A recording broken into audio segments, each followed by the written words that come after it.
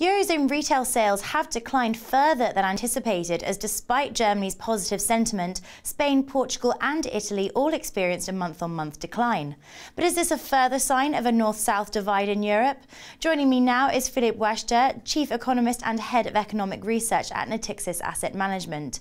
Philippe, in a year-over-year comparison, Eurozone retail sales dropped 2.5% in April after decreasing 0.2% in March.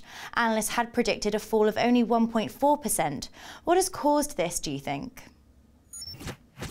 When you look at the macro policy that has been done in Eurozone specifically for the last 6 to 12 months, you realize that you have a austerity policy, and that weighs a lot on retail sales, on consumer behavior. We see that in Spain, we see that in Portugal, in Ireland, and in all these countries we have a austerity policy, and so we have huge adjustment everywhere, and that's the main reason. In fact, we are in a situation where we lack a lot of autonomy in Europe, and so we have not a lot of jobs, we have austerity policies, and the result is a weak consumer demand, and that's not a real surprise. What is a surprise is a large drop we've seen in April, -1 for all the euro area on a month-to-month basis.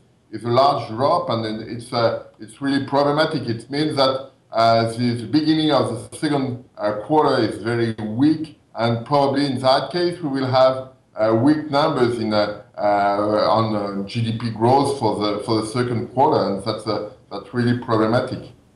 Sticking with Spain and Portugal just for a moment, if we look at this country by country, German shoppers did spend more in April, a moderate increase of 0.6% compared to March. With a drop in Spain, Italy and Portugal, is this a mark of a widening divide between North and South Europe? And do you foresee this gap expanding?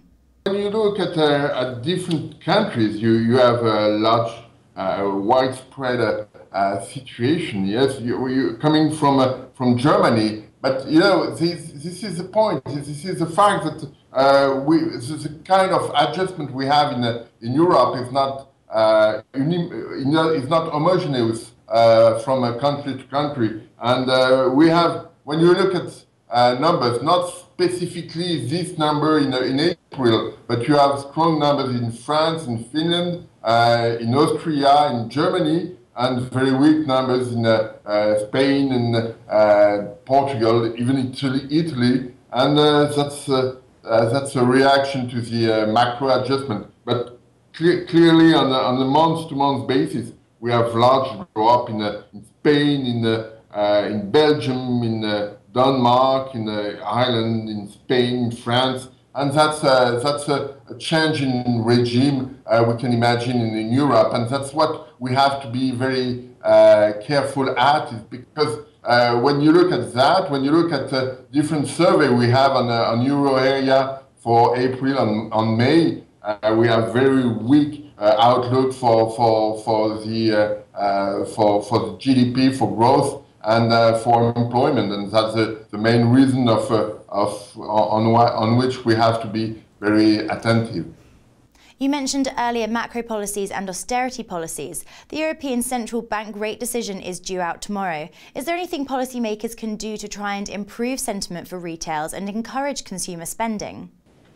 Yes, clearly. When you look at the current situation, for the ECB, there is weakness on the economic side. You have a large drop since last week on oil price, and in that case, the risk of acceleration on inflation is very low. So it means that probably the ECB can change the picture, and maybe tomorrow they can drop their interest rate by 25 basis points.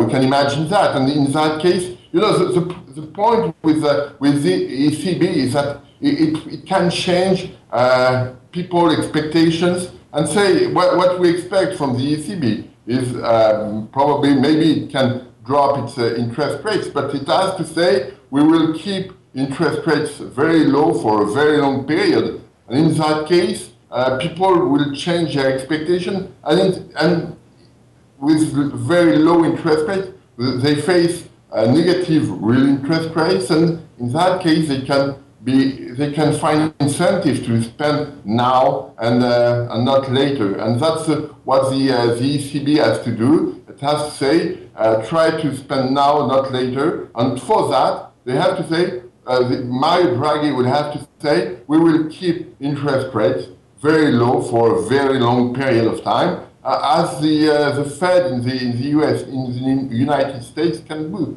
And that's what the ECB has to do probably tomorrow in the press conference. Philippe, thanks very much. We'll be back shortly with more exclusive interviews from the Dukascopy TV team, so stay tuned.